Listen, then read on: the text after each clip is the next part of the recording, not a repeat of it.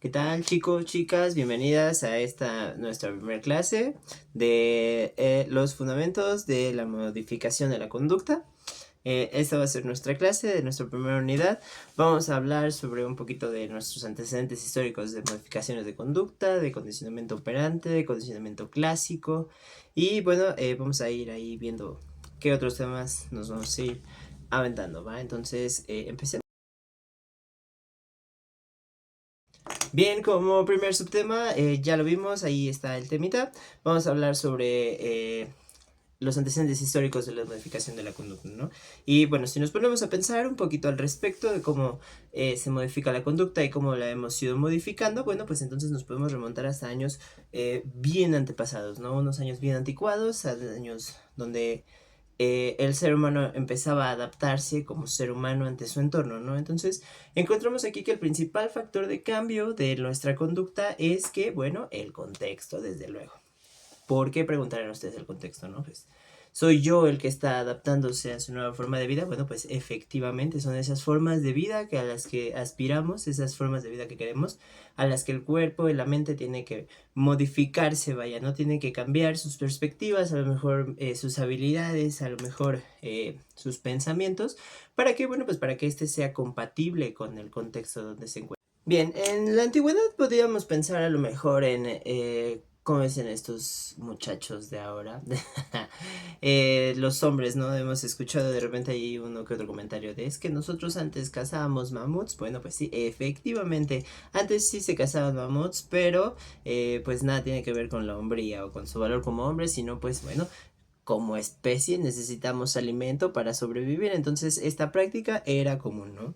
¿Qué hicimos nosotros? Porque, pues, si recuerdan, la estructura, la fisionomía humana no es, pues, nada comparada con la de a lo mejor un mamut de hace millones de años, ¿no? Esas cosas eran enormes, peludas, con unos cuernos increíblemente gigantes, ¿no? Entonces, el humano tenía que adaptarse, tenía que modificar todo su contexto, ¿no? Cambiar a lo mejor sus armas, a lo mejor sus tácticas, a lo mejor sus formas de convivencia, incluso tenían que cambiar. ¿Por qué? Porque, pues, al ser un animal tan grande, entonces requería de una gran cantidad de personas que estuvieran de acuerdo para que para cazar, ¿no? Que después este animal se iba a comer, se iba a compartir, se iba a hacer lo que se hiciera en esos años, ¿no? No estoy seguro. Pero pensemos ahora, por ejemplo, en, no lo sé, yo, ustedes, su mamá, una conocida, que pues un día dijo, pues ¿saben qué? Me voy a ir a aventar al Texcotzingo, voy a subirme caminando el Tlaloc, pues me voy a aventar, ¿no? ¿Qué hacen estas personas? Bueno, yo espero que lo hicieran. Tienen que modificar sus conductas, tienen que cambiar sus hábitos alimenticios, sus hábitos deportivos, a lo mejor si tienen algún vicio de ahí que sea fumar, una conducta nociva, pues habría que cambiarla, ¿no? ¿Para qué? Para que el día que yo suba al Tlaloc, al Texcotzingo, pues bueno, suba con toda la intención, ¿no? ¿Qué pasa ahí entonces? A lo mejor si yo no modifico mis conductas y tengo que subir el Tlaloc por alguna razón X ajena a mi persona y no entrené lo suficiente, bueno, pues entonces voy a tener que adaptarme también a mi entorno, ¿no? Voy a tener que modificar las conductas que regularmente tengo, ¿no? Por ejemplo, caminar en la calle, pues es ir caminando recto, sin la necesidad como de estar viendo hacia todos lados. Si viene un animal, no es lo que esperamos. A lo mejor nuestras consecuencias de caminar en la calle son otras, pero pues subir a un cerro implica modificar algunas de nuestras conductas habituales, ¿no? Por ejemplo, hay que aventar un poco el cuerpo hacia adelante para que la gravedad y la resistencia y la fuerza centrífuga no nos echen para atrás. Entonces, esa sería incluso una modificación de la conducta, ¿no? Bien sencilla, de término pronto. Eso quiere decir que bueno, voy a subir y voy a bajar y a lo mejor cuando termine, pues ya caminando hacia mi casa, hacia otros lados de mi vida y continuar haciendo la vida normal, pues ya no voy a tener que estar inclinado todo el tiempo o buscando algunos lugares para descansar porque ya me cansé, sino que bueno, pues ya. Esas fueron conductas que se modifican, que son momentáneas, pero que en su momento, pues desde luego nos hicieron un paro, ¿no? Esta confrontación a la que nos enfrentamos como seres humanos en nuestro contexto y para que podamos vivir de él y convivir con él, que pues debería ser lo ideal. Bueno, pues ha sido una tarea que ha estado cambiando a lo largo de los años, ¿no? A lo mejor hace muchos años pues tuvimos que aprendernos las rutas definitivamente para ir hacia, no sé, de repente ir con la tía Juanita, ¿no? Que vivía a 6 pueblos de distancia, entonces había que tener en cuenta cómo ir, las calles cómo eran, los territorios que había que atravesar, ¿no? Porque ahora tenemos puentes y carreteras y vialidades, ¿no?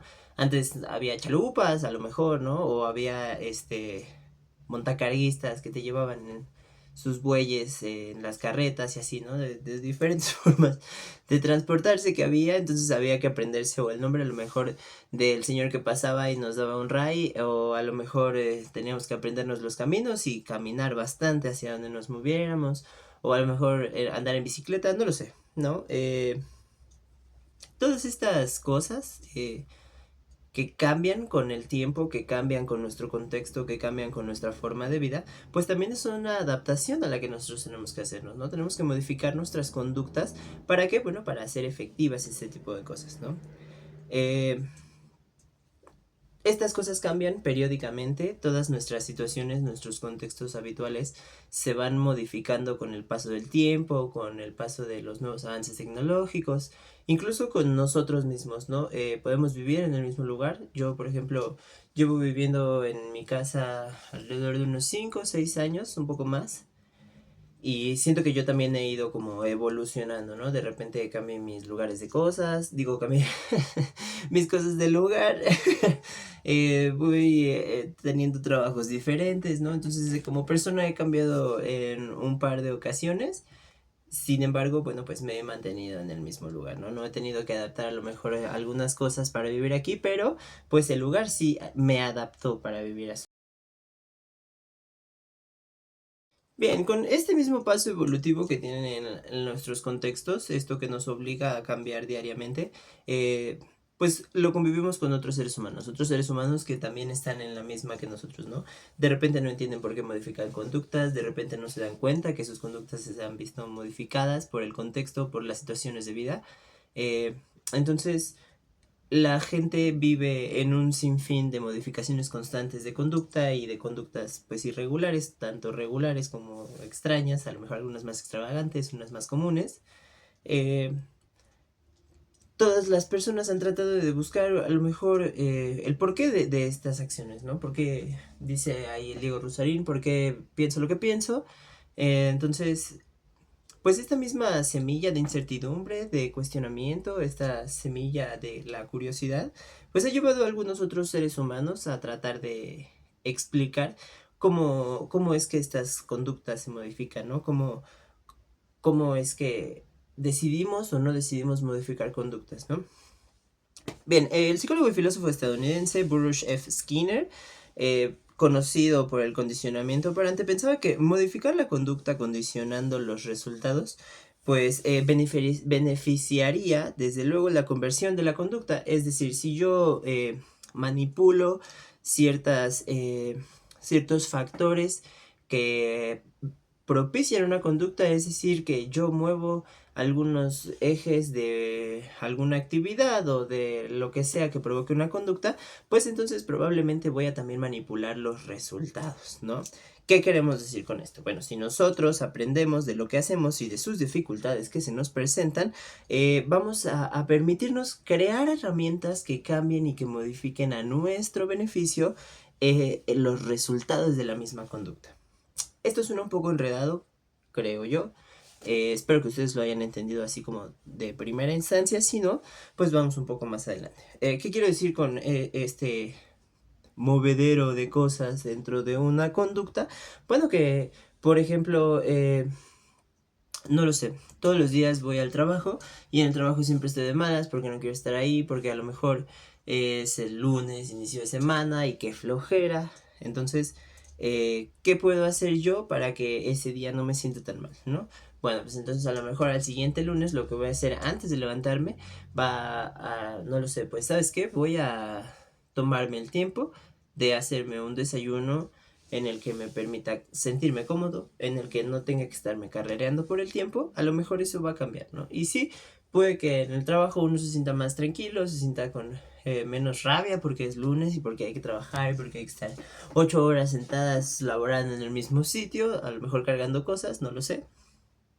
Pero bueno, tendremos una actitud distinta, ¿no? No van a cambiar las 8 horas, no va a cambiar mi forma de trabajo, a lo mejor sí, ¿no? Si tengo una mejor actitud, tengo mejor disposición, pues bueno, los resultados de mi trabajo pueden variar en ese momento. ¿Por qué? Porque yo me aventuré a cambiar conductas, ¿no? A modificar algunas variables de la rutina y resulta que, pues en efecto, esas variaciones en la rutina pues tienen efectos positivos a mediano o largo plazo, ¿no? Bien, el condicionamiento operante ofrece varias herramientas que se pueden utilizar para apoyar esta evolución de conducta, esta modificación o disminuir o reestructuración de una conducta. ¿Cuáles son estos conceptos? Bueno, son los reforzamientos y el castigo.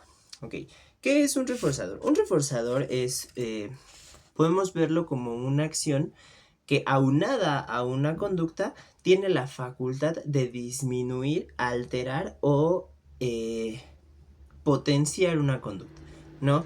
Podemos ver directamente un reforzador como un premio, ¿no? Imaginemos que en la escuela, cuando estábamos chiquillos, a lo mejor en la primaria, en el kinder, no sé si les tocó en alguna ocasión, que su profesor o profesora les ponían una estrella por tener a lo mejor una buena participación, ¿no?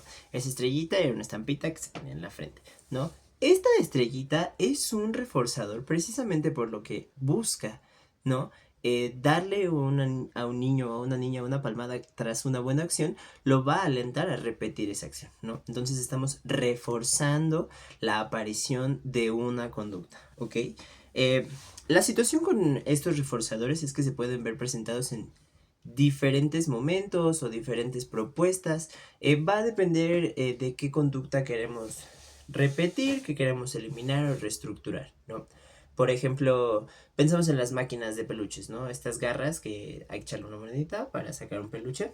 Bien, este es un gran ejemplo de condicionamiento operante, porque piénsenlo, ¿cómo es sacar un peluche de la máquina? ¿No? Estás ahí súper concentrado, buscando la mejor posición para que el peluche salga, y cuando nosotros estamos por presionar el botón para que la garra baje y sostenga el peluche, ese pequeño movimiento nos tiene esperanzados, alterados, es una euforia, adrenalina, es un encendedor de serotonina, ¿no? Entonces, verlo y esperar y ver cómo nuestro capibara va hacia la caja de premios y de repente se cae, pues entonces nos deslinda, ¿no? Nos hace ese momento de euforia, desaparece, ¿no? Todo el sentimiento de ser victorioso, de campeón, de ser el mejor atrapador de peluches, de ser la garra, pues desaparece, ¿no? Porque ya esa oportunidad se perdió frente a nuestros ojos.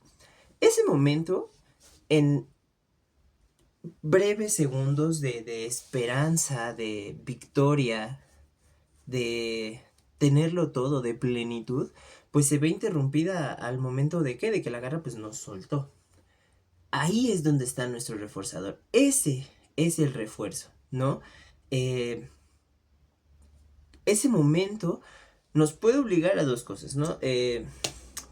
Uno, que es débil ante los peluches y las máquinas, pues definitivamente se ve forzado, ¿no? Echarle los otros 5 pesos, 10 pesos a la máquina para tratar de conseguir el capibara, ¿no? Y ahí estamos, dándole, dándole. Pero pues este mismo reforzador, al no estar, vaya, definido específicamente como un reforzador positivo o negativo, pues entonces tiene la variedad o la variabilidad de que alguna otra persona pierda completamente el interés, ¿no? Bueno, pues sabes qué, ya no me lo gané la primera, pues ya, ni modo, gracias, con permiso. Alguien a lo mejor atrás que vio todo ese momento, ¿sabes qué? A decir, ese peluche a lo mejor sale con la próxima moneda y yo voy a intentarlo, yo voy a ser el ganador. Entonces, es un breve momento, es euforia colectiva e individual al mismo tiempo y funciona perfecto, ¿no?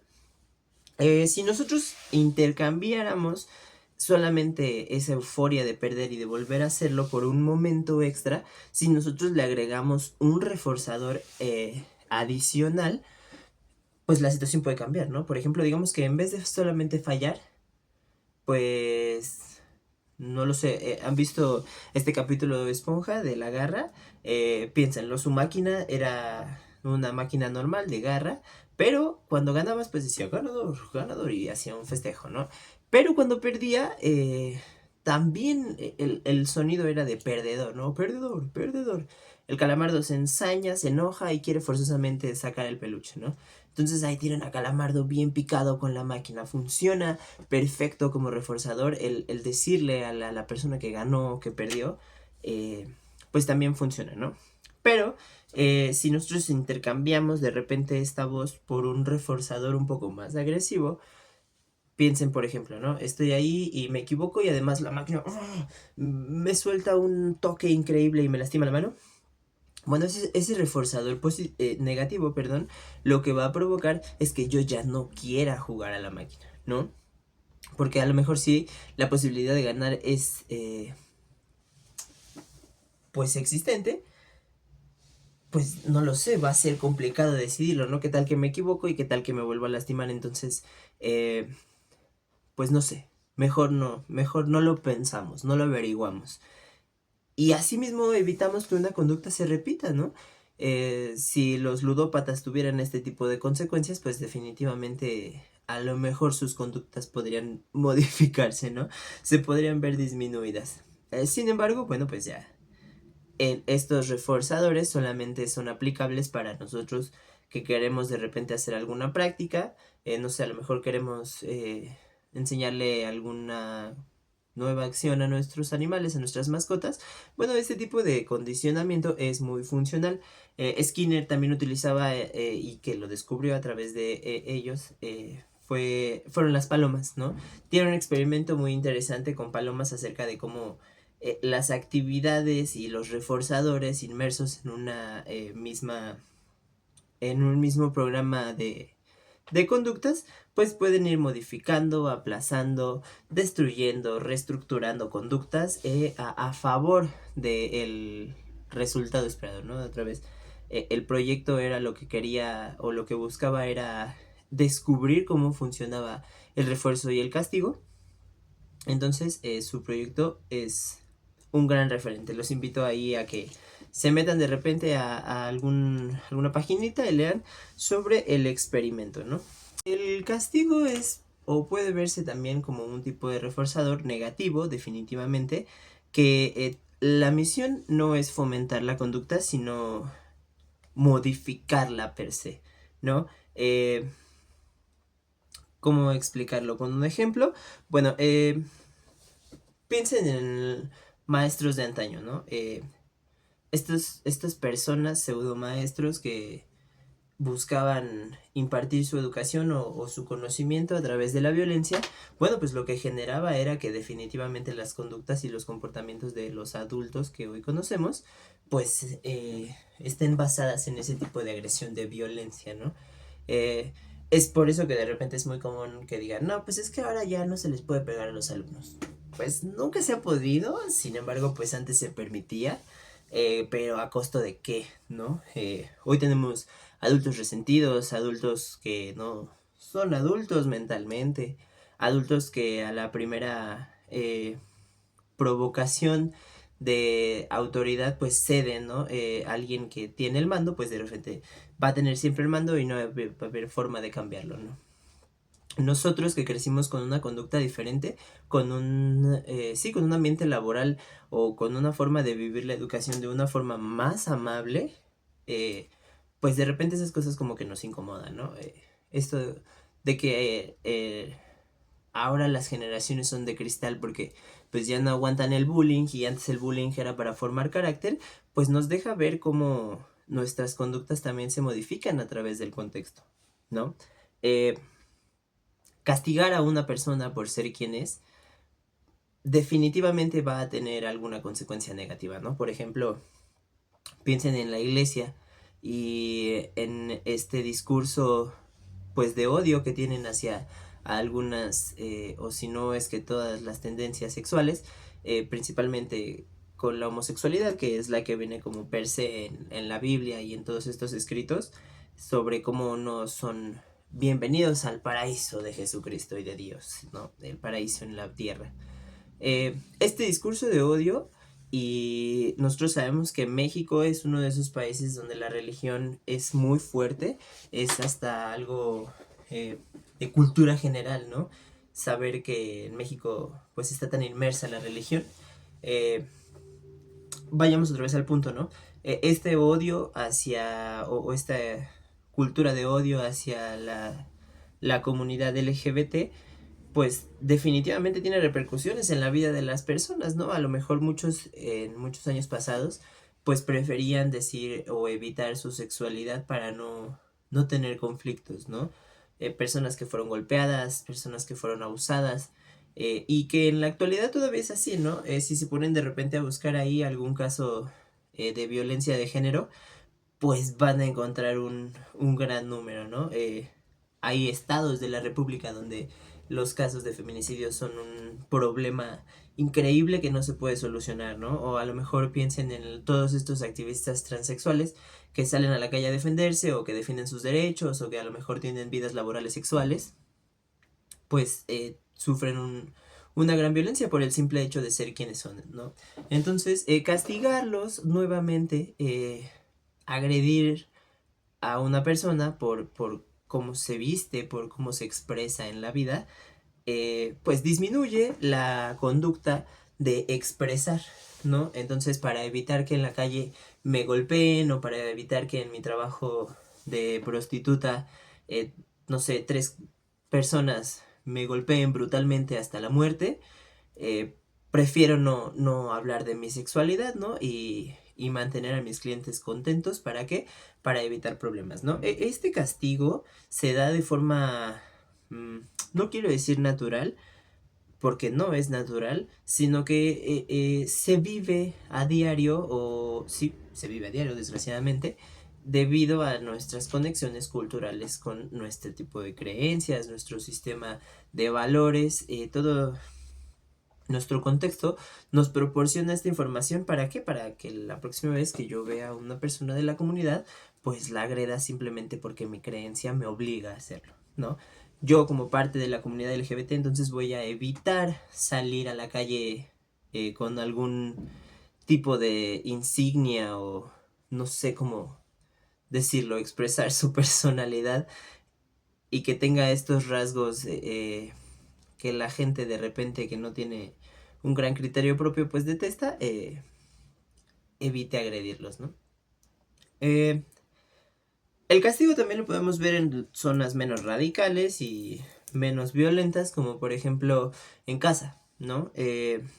No sé, de repente mamá o papá o cualquiera que sea nuestro tutor nos ve en casa sin hacer alguna actividad, o al contrario nos ve en una actividad que nos evita estar haciendo otros deberes u otras responsabilidades que tenemos como hijos en casa. Y entonces, ¿qué hacen? Ah, pues sabes qué, te castigo el teléfono y ahora va a estar tanto tiempo hasta que ya, el castigo, ¿no? Entonces, evitar una conducta por otra es también una forma de modificar la conducta. Más adelante vamos a ir viendo exactamente cuál es y cómo se llama, pero quitar una cosa para propiciar otra es una forma de modificación de la conducta, ¿no? A lo mejor, pues la forma de aplicarlo es complicada porque pues las vertientes negativas son también muy reales. Entonces, pues el castigo funciona para evitar una conducta o para modificarla en su totalidad. O aprendizaje por asociación.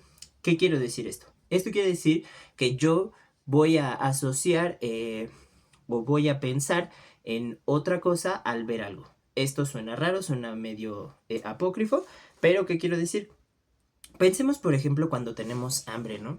De repente, no sé si les pasa que ya traen el estómago haciendo ruidos o ya traemos así el dolorcito de estómago.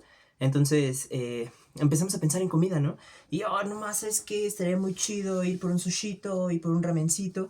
Y entonces se nos empieza a abrir el apetito. O de repente pensamos en algún platillo que, pues no sé, estaba muy rico, que comimos con anterioridad o algo que se nos antojó en ese momento. Y al igual que los perros de Pablo, pues se nos hace agua a la boca, ¿no? Esto precisamente porque estamos asociando la sensación de comer con la del gusto. Es eso, son esos receptores que se activan al mismo tiempo, ¿no?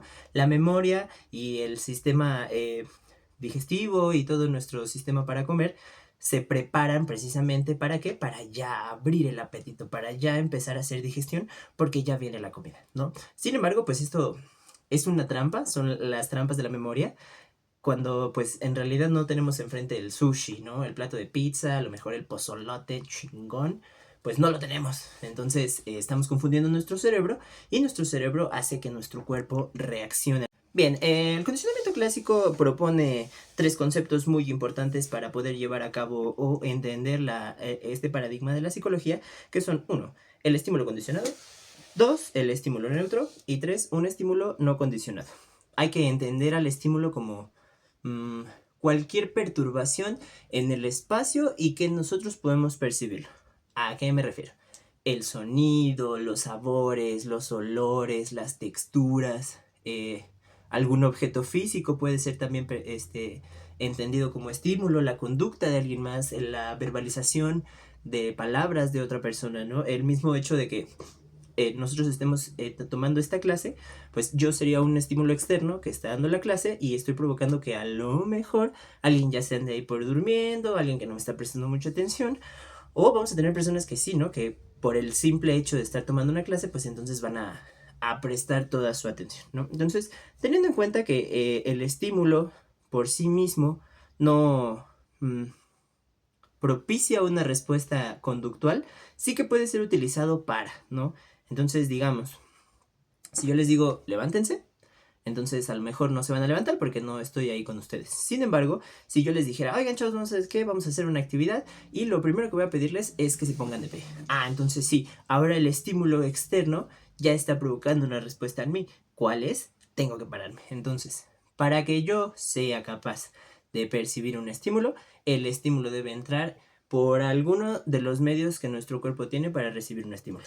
Tocarnos la piel, escuchar música, comer algo, escuchar a alguien más, ver, no sé, algún evento catastrófico o un evento agradable. Todas estas cosas van a ser consideradas como estímulos. Bien, tomando en cuenta el ejemplo de cuando se nos antoja la comida, quiero que pensemos en ello y pensemos en cómo podríamos evitar esa conducta, ¿no? O cómo modificarla. Bien, lo que vamos a hacer es agregar un estímulo neutro. Bien, hagamos el ejemplo, ¿no? Si pueden ponerle pausa tantito al video, consigan una liga y nos sentamos, ¿va? Vayan, regresen, los espero. Bien, una vez que ya tenemos nuestra liga, vamos a ponerla en nuestra mano y lo que vamos a hacer es agregar un estímulo neutro. Un estímulo neutro es aquel que por sí solo no tiene una respuesta cognitiva o una respuesta conductual propia de lo que estamos buscando, ¿no? Ok, vamos a modificar esta conducta. No lo sé. Pensemos en una comida poco agradable, ¿no? A mí, por ejemplo, me disgusta mucho el chayote, ¿no? No me gusta para nada. Entonces, yo quiero cambiarlo. Quiero empezar a comer más chayote porque es más nutritivo. Si en algún momento tengo que hacer una operación, pues tengo que comer más chayotito y comérmelo mejor, sin disgusto, pues yo creo que me va a ayudar bastante. Ok, entonces digamos, yo pienso en el chayote y cada vez que pienso en él, verdaderamente es una sensación disgustante, ¿no? No es como que yo diga, uy, sí, unos chayotes con mayonesa y queso, rico, guácala. Pero estamos siendo personas nuevas, estamos rompiendo nuestros límites y vamos a modificar nuestra conducta. ¿Cuál va a ser el estímulo neutro que vamos a agregar? Un ligazo. Sencillo, no tiene nada. Si yo de repente me doy un ligazo, pues me va a doler, pero no voy a pensar ni en chayote, ni en no comer chayote o en comer algo más, ¿no? ¿Qué vamos a hacer? Cuando uno quiere modificar una conducta, tiene que tomar en cuenta varias situaciones. ¿Cuál es la primera? La primera es que tenemos que identificar la conducta que queremos modificar. 2. Tenemos que ver qué hay detrás de esa conducta, ¿no? ¿Qué es lo que lo lleva a que nosotros presenciemos dicha conducta? No, pues es que tengo hambre. Entonces, si tengo hambre, pienso en comida. Pero no pienso en chayotes porque no me gustan. Pero como ahora quiero comer chayote, entonces tengo que cambiar primero la percepción que yo tengo del chayote, ¿no? ¿Cuál es mi percepción? Guácala el chayote. Qué asco me da.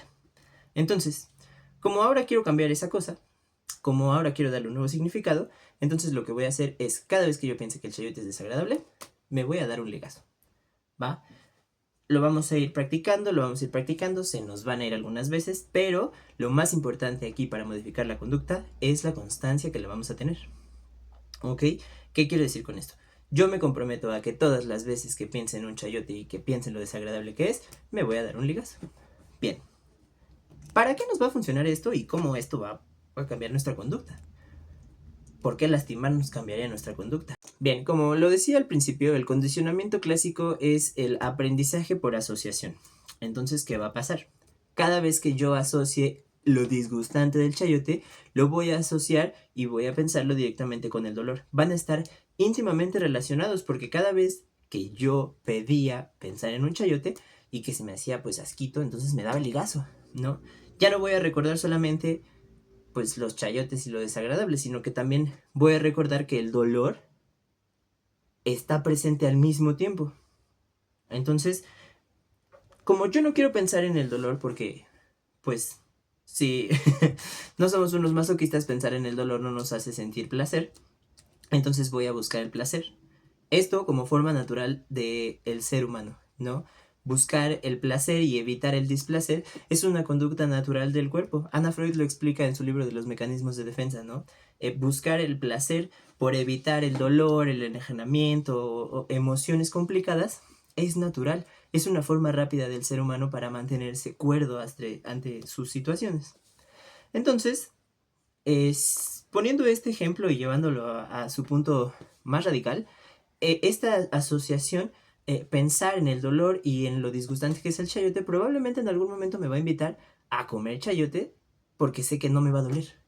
Porque cuando pienso que es disgustante, sí me duele, sí me lastima, ¿no? Esto a través de qué? De el dolor físico. Este es un ejemplo muy banal, es un ejemplo muy práctico, pero si lo llevamos hasta sus últimas consecuencias, entonces sí vamos a poder aplicarlo, sí vamos a poder entenderlo. Tengo el ejemplo perfecto, se los voy a poner aquí. Es un capítulo de The Office, no sé si en algún momento los han visto. Es una gran serie, es una sitcom. Pero hay un capítulo en especial que nos habla específicamente de esto, ¿no? Incluso el capítulo habla de Pavlov y este pedo. Entonces, pues, se los dejo para que lo vean. Otro archivo menos. Voy a tener que reiniciarla. Oye, Dwight, ¿quieres un Altoid? ¿Tú qué crees? En la escuela aprendimos de un científico que hacía salivar a los perros al sonar una campana, alimentándolos cuando ésta sonaba. Así que en las pasadas semanas he hecho un experimento similar. Dwight, ¿quieres un Altoid? Ok, ¿Un Altoid? claro. ¿Menta, Dwight? ¿Menta, Dwight? Sí.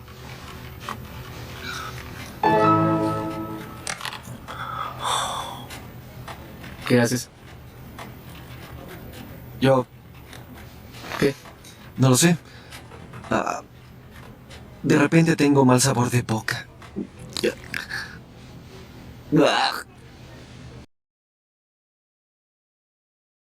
Bien, como pudimos notar, modificar la conducta de las personas puede resultar factible, es posible, si nos lo proponemos, definitivamente podemos llegar a lograr algunas cosas, ¿no? ¿Qué significa esto? Esto, como primera opción, es que sí, el ser humano es moldeable y tiene una capacidad de moldeabilidad muy grande, ¿no?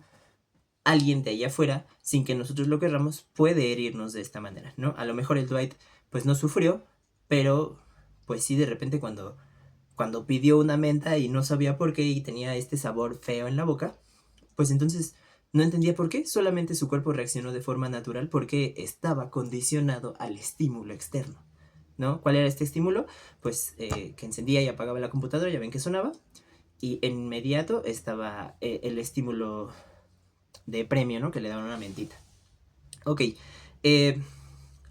la otra parte que nos muestra también este mismo video es nuestro nivel de manipulación. ¿Qué quiero decir con esto?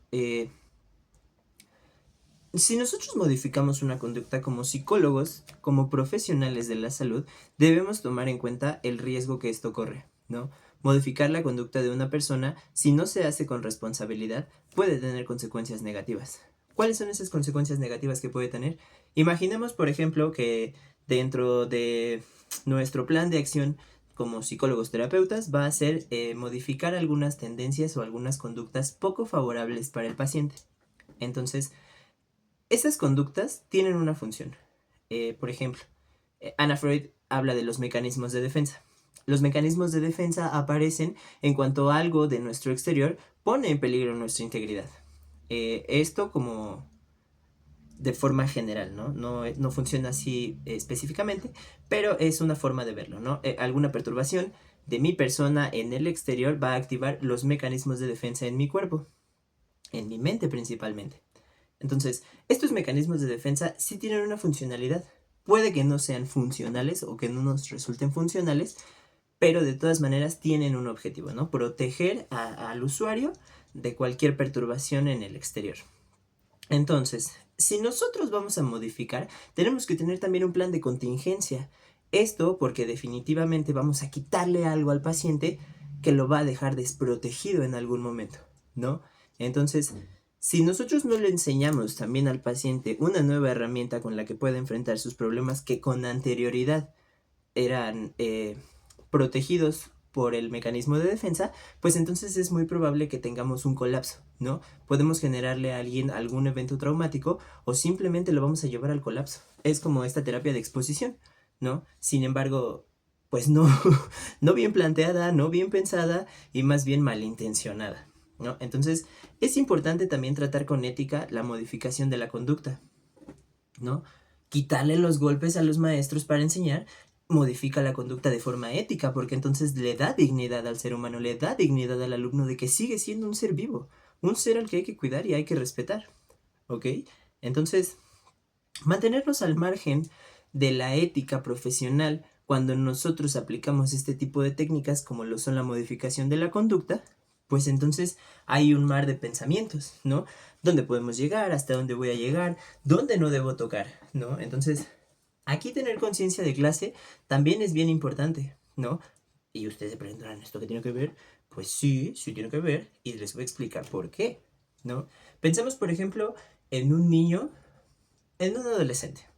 Un adolescente de 14 años, 15 años, que vive en un ambiente hostil, un ambiente violento, un ambiente donde papá o sus cuidadores principales, pues no lo golpean, pero siempre está viviendo sus oficios poco éticos, ¿no? Que son secuestradores, que son asesinos, que son ladrones, ¿no? Por cuales sean las razones, no vamos a justificar y tampoco vamos a dar motivo a que esto se vea como algo negativo, aunque sí lo es. Eh, Él ve esto, ¿no? Aprende esas conductas y como está en pleno desarrollo, pues entonces como para él son normales, las aplica afuera. Nosotros tenemos que tener cuidado cuando nos encontremos con este tipo de casos, precisamente por cómo lo vamos a abordar, ¿sí? Decirle a un niño, a un adolescente que robar no solamente está mal, sino que lastima a otras personas, pues entonces le va a dar una perspectiva distinta de sus padres, ¿no? Lo va a hacer pensar, no manches, entonces yo también estoy lastimando personas, mi papá no es una buena persona. Mi papá es malo, ¿no? Entonces imaginen el cambio cognitivo impresionante que hay dentro de las mentes de estos chicos porque algo se fragmenta, algo se rompe y cambia su forma de verlo, cambia el concepto a pesar de que la misma palabra sigue igual, ¿no? Verlo ya no es lo mismo porque entonces ya no es solamente mi protector, sino que además también hiere, también es una mala persona. Entonces debemos tener cuidado con cómo se lo planteamos, ¿no? Ser cuidadosos, tener en cuenta que cuando él lo sepa, muy probablemente no va a cambiar de contexto. ¿Por qué? Porque tiene 13, 14, 15 años. Entonces, él no tiene solvencia económica para decir, ah, bueno, entonces yo ya no voy a vivir esto, me voy a mudar y voy a vivir de lo que sea, ¿no? De aplausos, dicen por ahí. Tenemos que tener mucho cuidado, porque hacérselo saber tiene que venir también con pues con un apapacho verbal, ¿no? No es solamente decir, oye, ¿sabes que tu papá es ratero y eso está mal? Sino tenemos que explicarle por qué es bueno defender o por qué es favorable defender los derechos humanos de otras personas. Por qué defender la propiedad privada a lo mejor sí es funcional, ¿no? Tenemos que explicarle que lo que está aprendiendo puede ser modificable y que no necesita responder de la misma manera, no necesita actuar igual que su papá para que esas repercusiones negativas recaigan sobre él, ¿no? Hay que tener mucho cuidado por diferentes razones, ¿no? Por las personas que son, por el contexto donde viven, las personas con las que se relacionan, ¿no? Piensen, por ejemplo, en niños y niñas que son abusados sexualmente por sus cuidadores o por algún familiar cercano. y en lo complicado que es hacérselo saber a la familia, ¿no? Porque no solamente es hacérselo saber, sino pues ver de manera diferente a este familiar como lo que es, ¿no? Muchas veces incluso con pruebas pues resulta negativo, ¿no? No le creen, en casa no le creen a la niña porque pues es que cómo va a ser si la tía siempre ha sido bien amable con los niños y siempre se ha portado bien. Entonces a mí no me parece real que haya abusado sexualmente de mi sobrino, ¿no? De mi hijo, de la hija de alguien más. No lo creo, entonces no lo voy a tomar en consideración porque para mí no es verdad. Entonces, estos niños, estas niñas tienen que seguir conviviendo con sus abusadores, ¿no? Entonces, piensen de verdad en todo lo que podemos fragmentar, en lo que podemos romper y en el daño que podemos hacer al modificar las conductas si no lo hacemos con conciencia. Bien, pasemos rápidamente a nuestra segunda unidad. En esta segunda unidad vamos a hablar sobre igual modificación de la conducta, pero vamos a hablar específicamente sobre su evaluación, ¿no? ¿Qué necesito yo para evaluar una conducta y qué tengo que tener en cuenta para que pueda evaluarla, ¿no? Me refiero a estímulos externos, ¿no? Para Fernández Ballesteros, la observación es aquello que se realiza mediante procedimientos de recolección de información que requieren de la observación deliberada de comportamientos emitidos por un sujeto. Esto quiere decir, obviamente, hay que prestar atención a lo que estamos viendo, ¿no? Básicamente es, no mires, presta atención nada más, ¿ok? Yo voy a sentarme y voy a ver cómo funcionan las conductas de un niño. No, pues no funciona así, ¿no? Porque las conductas no se dan de forma innata. Tiene que haber momentos o reacciones del exterior. ¿Para qué? Para que entonces sí pueda observar estas conductas. Entonces, en un ambiente controlado, digamos que yo voy a observar cómo responde una persona frente a cierto estímulo, ¿no? Por ejemplo, este experimento que hicieron sobre las personas que electrocutaban a un actor dentro de una cámara a través de un botón. Cada vez que ellos apretaran el botón, la persona dentro iba a sufrir una descarga de cierto voltaje.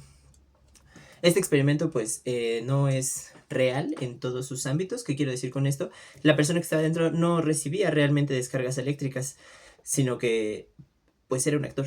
Entonces él sabía cuándo actuar y cómo actuar frente a el tocamiento del botón, ¿no? Pues fingía que se electrocutaba y estas cosas. Entonces, tomar en cuenta lo que funciona alrededor y lo que activa la conducta son partes de los métodos de observación, ¿no? En un ambiente que no está en su control, es decir, el ambiente natural de la conducta, puede ser más complicado pues prestarle atención. ¿Esto por qué? Bueno, nosotros como simples observadores ya provocamos una respuesta innata en quien sea que nos mire, ¿no? Por ejemplo, no sé si han visto estos TikToks de repente de yo haciendo algo solo y se avientan así malabares o hacen las cosas perfectas, ¿no? Y de repente yo también cuando hago esa misma cosa pero alguien me está viendo y se vuelven torpes y así, ¿no? Entonces, esto quiere decir que sí, el observador ya juega un papel en la conducta, ¿no? Ya la modifica de alguna forma. No de forma permanente, sino que más bien permea su exposición. Bien, para la psicología este proceso de observación es un desdoblamiento de información. Eso quiere decir que no solamente voy a prestar atención, sino que también voy a hacer mis especulaciones y mis hipótesis o voy a ir haciendo conexiones y asociaciones con respecto a los estímulos y a la conducta. ¿Va? Todavía sin intervenir, simplemente somos un participante neutro, ¿no? Nuestro trabajo, nuestro papel como psicólogos va a ser observar. En la psicología clínica, este papel es fundamental. ¿Por qué? Porque nosotros necesitamos observar cómo funcionan las conductas del cuerpo, todas estas conductas naturales que surgen cuando nosotros hablamos de ciertos temas, ¿no? Por ejemplo, piensen en una persona, por ejemplo, que va al consultorio por una pérdida. En per se una muerte, ¿no? Así, claro. Voy, oye, ¿sabes qué? Mi mamá se murió. Y te lo dicen así, ¿no? Con esa seriedad. O es que estoy muy triste. De verdad me está doliendo mucho. No hay una conexión entre lo que estoy diciendo y lo que mi cuerpo siente, ¿no? Entonces, observar esas pequeñas cosas nos van a permitir a nosotros como psicólogos clínicos en nuestro diagnóstico. ¿Por qué? Porque entonces no hay una coherencia entre lo que veo y entre lo que digo, ¿no? Entonces, sí me hablas de tristeza, sí me dices que se te está rompiendo el corazón, pero no veo muecas de tristeza, de incomodidad, de enojo, no veo lágrimas. Entonces, o me estás mintiendo o hay una represión tan grande de tus sentimientos que no eres capaz de expresarlo, ¿no? Entonces, hay que ir trabajando sobre eso. Otro tipo de observación que podemos utilizar como psicólogos es la observación indirecta. En 1969, Philip Zimbardo es un psicólogo, realizó un experimento muy interesante. El experimento lo llamó el experimento de las ventanas rotas. ¿En qué funcionaba este experimento que después se volvió una teoría, ¿no? El experimento básicamente consistía en estacionar dos autos en dos lugares distintos, pero con algo en común. ¿Qué quiere decir esto? ¿No? Ya algo en común era que los dos carros eran el mismo auto estacionado en la misma forma, solo que en diferentes contextos. Uno de los contextos era un barrio acomodado, un lugar pues bastante blanqueado, eh, zonas seguras relativamente, lugares donde los índices de criminalidad no eran tan altos, ¿no? Entonces el otro lugar tenía que ser pues lo contrario, ¿no? Este experimento se lleva a cabo en Estados Unidos, entonces digamos que, no sé, un carro se estacionó en los Hamptons y el otro se estacionó en algún lugar bajo, en un barrio bajo de California, ¿no? El lugar barrio bajo de California, pues es un lugar con altos índices criminales, ¿no? Pandillas y este tipo de situaciones. Y pues el experimento consistía en ver qué pasaba con los carros, ¿no? Básicamente los estacionaron ahí y esperaron a que las consecuencias llegaran solas, ¿no?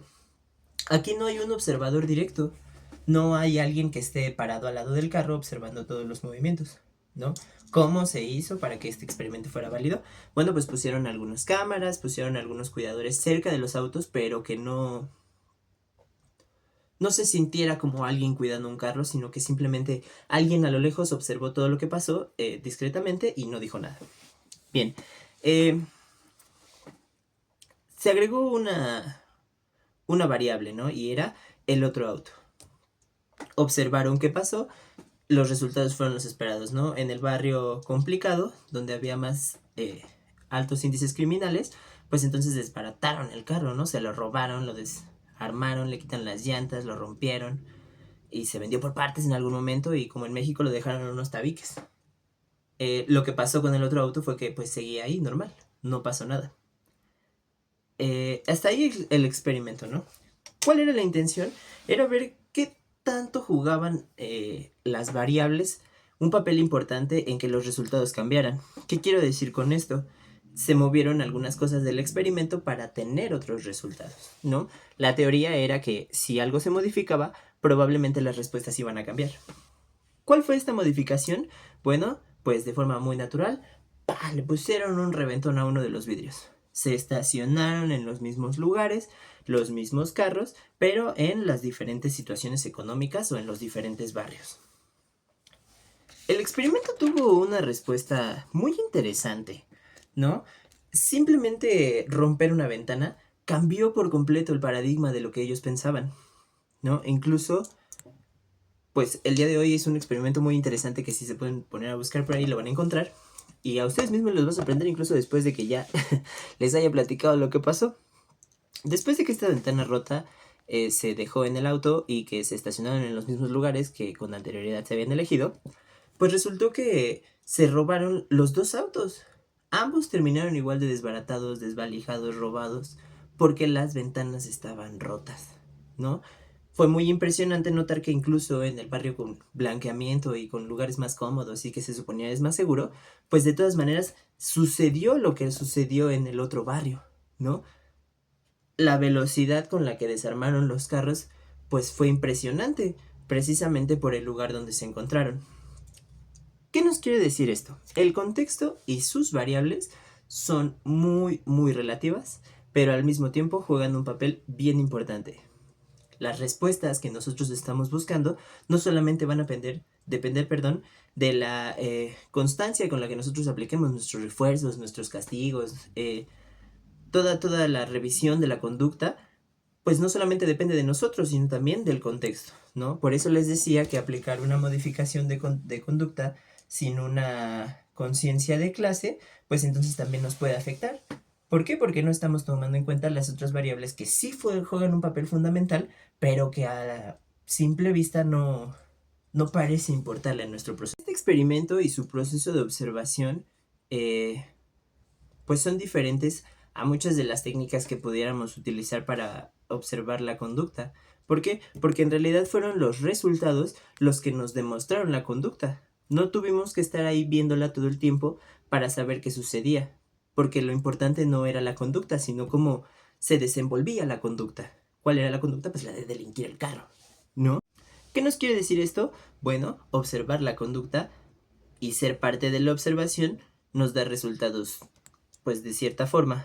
Pero si utilizamos la observación con otro mecanismo, pues entonces también la vamos a poder tipificar, también la vamos a poder normalizar, también la vamos a poder clasificar, también le vamos a poder dar un nombre y una explicación, porque la vamos a ver en los resultados, ¿no? O sea, vi cómo se robaron el carro, tal vez no, pero después de que vi cómo lo dejaron, pues entendí que fueron los factores que tomaron. Observar la conducta y tener en cuenta los factores que la modifican también nos permite darle fiabilidad o confiabilidad a un experimento, ¿no? Para que los resultados, por ejemplo, de este experimento fueran confiables, se tenía que tener en cuenta esto, ¿no? Alguien que a lo mejor desde lejos estuviera observando el carro, que lo estuviera cuidando, no para que no se lo robaran, sino para que, pues, ver qué era lo que pasa. Este listado de deberes que se deben tomar en cuenta para que nuestros resultados sean confiables, los podemos obtener a través del método científico, ¿no? Ir por partes, asegurar ciertas variables, tener en cuenta que va a haber variables que no van a funcionar todo el tiempo, o a lo mejor vamos a tener variables que no podemos modificar, pero que sí están modificando los resultados, ¿no? Todas estas cosas, estas consideraciones, las tenemos que tener en cuenta al momento de hacer nuestro experimento de observación, nuestro trabajo de campo que necesita o que requiere de observación, ¿no? Una vez que ya tenemos en mente todas nuestras variables de nuestro experimento de observación, entonces sí podemos proceder a evaluarlas, ¿no? ¿Qué tan eficaz es si yo agrego esto? ¿O qué tan viable resulta si quito esta otra cosa? ¿No? Esto de romper las ventanas funcionó en el experimento porque dio resultados diferentes, ¿no? Entonces, evaluar también los cambios o las modificaciones que hacemos en nuestra estructura es importante.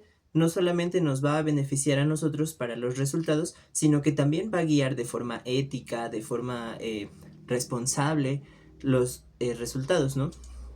No es necesario, obviamente, pensemos en los nazis que hicieron sus experimentos y que no tuvieron en cuenta ningún poquito de ética, pero de todas maneras tuvieron resultados. Resultados que hasta la fecha de hoy estoy seguro que aún no está inmiscuido en un porcentaje mínimo, pero dentro de nuestro saber. Los efectos y los factores que juegan un papel en nuestra investigación también deben ser evaluados, ¿no? Las respuestas deben ser evaluadas, ¿no?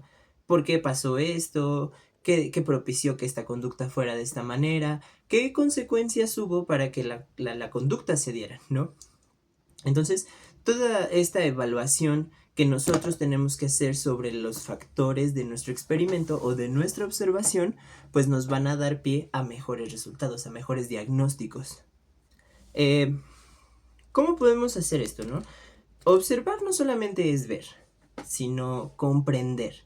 Por eso les decía que es un proceso de desdoblamiento de información, porque todo lo que estoy viendo también lo tengo que ver desde otra perspectiva, ¿no? Este pensamiento activo que tenemos los psicólogos, que tenemos que desarrollar como la escucha activa, pues también es un proceso para la observación, ¿no? No solamente estoy viendo que empezaste a agarrarte el cabello cuando empecé a decirte que eres muy guapo, que eres muy guapa, o de repente empezamos a hablar con alguien y le estamos diciendo cosas que le molestan y se empiezan a apretar las manos, se empiezan a tronar los dedos, ¿no? Este comportamiento también debemos valorarlo y debemos evaluarlo porque aparece cuando otra conducta aparece, ¿no? Están intrínsecamente relacionados y al mismo tiempo tienen factores que pueden ser diferentes o divergentes. Esto no quiere decir que se vayan a separar o que sean dos cosas distintas, sino que son complementarias. Una aparece detrás de la otra. Ok, Teniendo esto en cuenta, entonces podemos pasar a nuestro siguiente subtema. ¿Cuáles son los mecanismos que yo puedo utilizar para evaluar una conducta? Algunas de nuestras investigaciones van a estar planeadas en este concepto, en preguntar directamente, en conseguir información a través de ciertas conductas, pues sí va a ser beneficioso, pero necesitamos entender además desde dónde viene, ¿no? En el contexto clínico, por ejemplo, podemos afrontar o confrontar directamente a un paciente. Oye, ¿sabes qué? He notado que las últimas veces que hemos estado hablando sobre tu expareja, pues sí ha sido muy notorio tu incomodidad, ¿no? De repente que siento que cuando estamos hablando sobre los celos de tu pareja hacia ti, pues entonces si te haces más chiquita o de repente veo que ya te estás tronando los dedos o veo que te resulta muy molesto que tu pareja pues sienta celos hacia ti, ¿no?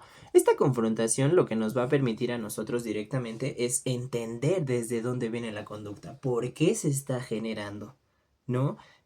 Esto es bien importante, ¿por qué? Porque entonces nos va a dar pie directamente a los resultados que estamos buscando, ¿no? Suponer y entender y a lo mejor hacer un análisis funcional de las conductas nos van a decir definitivamente por qué se dan esas conductas, pero no hay nada mejor que preguntar directamente y escuchar lo que los pacientes tienen que decir. Es que me molesta por esto y esto y esto y esto. Y la neta sí me incomoda. Las entrevistas y las encuestas que nosotros podemos aplicar tienen que estar direccionadas, ¿no? No podemos hacer preguntas X cuando estamos haciendo investigación, ¿no? Tienen que ser coherentes unas con las otras, ¿no? Por ejemplo, si yo les pregunto si les gustan las picafresas y después les pregunto qué piensan de dormir, pues entonces como que no, pareciera no tener una coherencia, ¿no? Porque me estás hablando de picafresas y luego de mi cama, ¿no? No tiene sentido. Pero si yo les pregunto, ¿cuántas picafresas se comen cada vez que van a las fiestas? Y después les pregunto, ¿las picafresas que se comieron antes de dormir a veces les caen pesado? Ah, bueno, entonces sí tiene sentido la pregunta. Tiene coherencia, ¿no? Hay otros más perspicaces, por ejemplo, piensen en el baboso de Tom Holland cuando lo entrevistan antes de una película nueva. Siempre están tratando de sacar la información porque ya saben que el Tom Holland habla de más.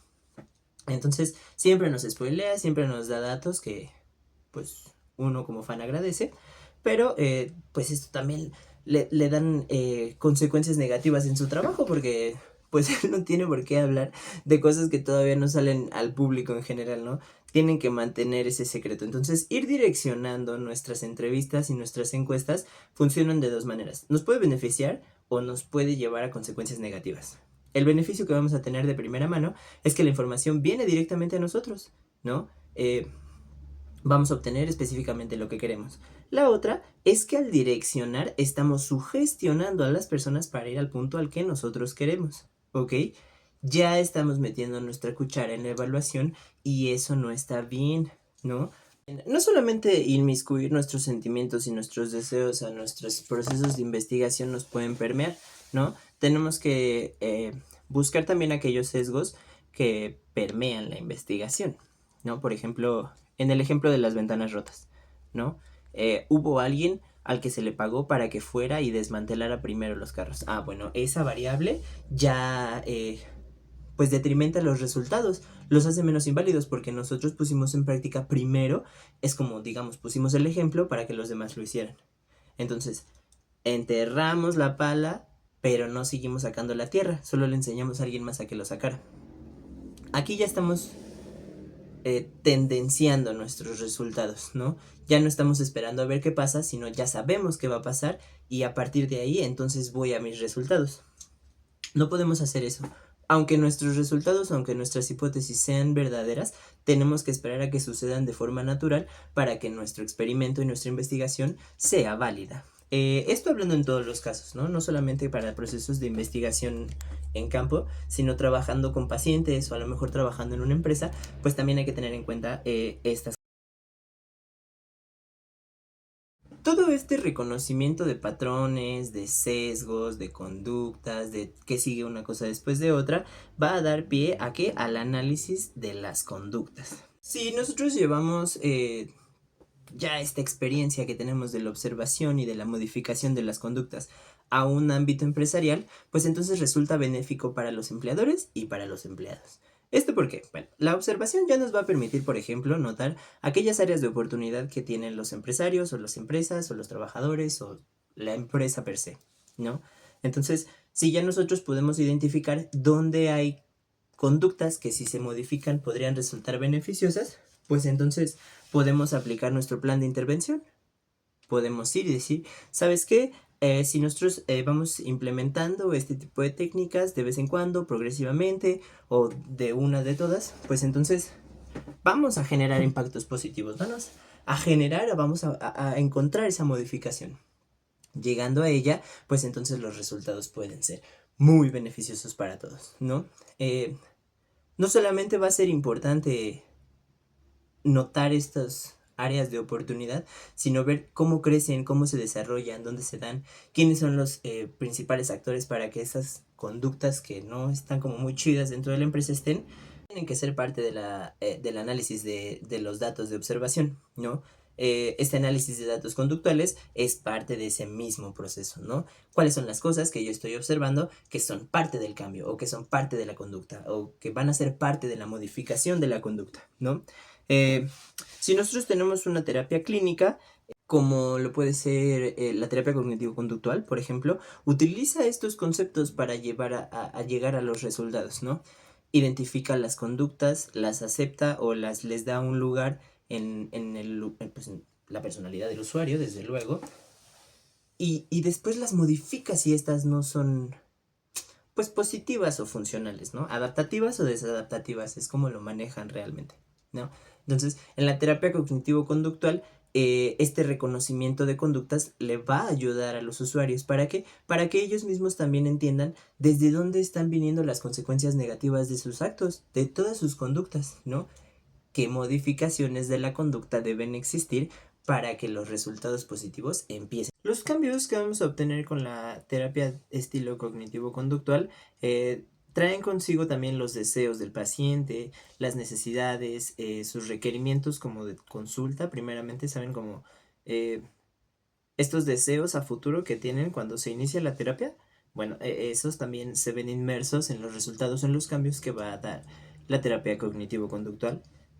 Pues con todos estos conceptos que ya vimos, ¿no? De el condicionamiento operante, el condicionamiento clásico, la modificación de la conducta, cuál es la raíz, desde cuándo se ha modificado. Bueno, entonces esas cosas también se van a ver reflejadas, no solamente los cambios conductuales, sino todo lo que hubo detrás y al mismo tiempo para que esa conducta pudiera tener el cambio, ¿no? No solamente se trata de que pensemos en la modificación de la conducta como dejar de hablar de cierta manera en ciertos lugares. No, no, es algo más grande, ¿no? Desde luego que se puede hacer este nivel en específico, como por ejemplo un entrenamiento en habilidades emocionales. Bueno, pues está dirigido específicamente para que uno pueda compartir sus emociones en donde fuere, ¿no?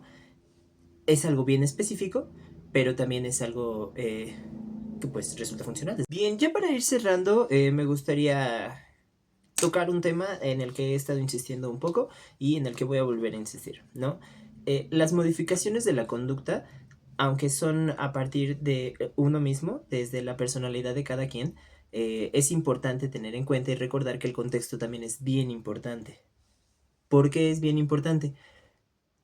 Las variaciones que haya en nuestras conductas vienen mucho del lugar donde crecimos, especialmente las personas con las que nos rodeamos, la información que obtenemos, el tipo de compañeros, el tipo de trabajo que tengamos, todas las especificidades de nuestra personalidad, todo aquello que nos forma como personas, no como seres humanos, sino como yo Luis o ella Diana o a lo mejor el José, no tengo idea, todas sus áreas de vivencias, todo aquello de donde puede obtener alguna experiencia, forman parte de su carácter, de su personalidad, de los cambios que hay en ella, de las adecuaciones que se hagan en esa persona. Toda la personalidad, aquello que forma un ser humano, como ser humano entonces, sí se ve afectado por el lugar donde crece, nace y se desarrolla. Esto es importante tenerlo en cuenta porque nosotros al aplicar un programa de modificación de la conducta debemos tener ojo a ello, ¿no? A lo mejor pensemos que vivimos aquí en México y entonces pues es muy regular que se coma tortilla, ¿no? Entonces decirle de repente a un niño o a un adolescente, cualquier persona que no sé, las tortillas son dañinas y hacerlas cambiar de parecer, pues va a resultar complicado porque pues en México todo el mundo come tortillas, para ella es muy normal. Es como comer grasa, hamburguesas, pizza y todo está muy rico, la neta, y poder estarlas comiendo todo el tiempo es muy agradable. Sin embargo, si nosotros estamos acostumbrados a ese tipo de rutina alimenticia, pues entonces nuestro estómago un día nos va a traicionar. Regresando al punto y la importancia del contexto, y por qué decirle al niño que las tortillas están mal, pues está mal porque las tortillas son muy chidas, chicos, recuérdenlo, coman tortilla, consuman tortilla. Es porque las variaciones de su contexto se van a ver reflejadas en los conflictos de cada persona. Nosotros no podemos modificar una conducta sin pensar en el contexto. Y si lo hacemos, pues los resultados no van a ser los favorables ni los esperados y de hecho, pues muy probable pueden fracasar.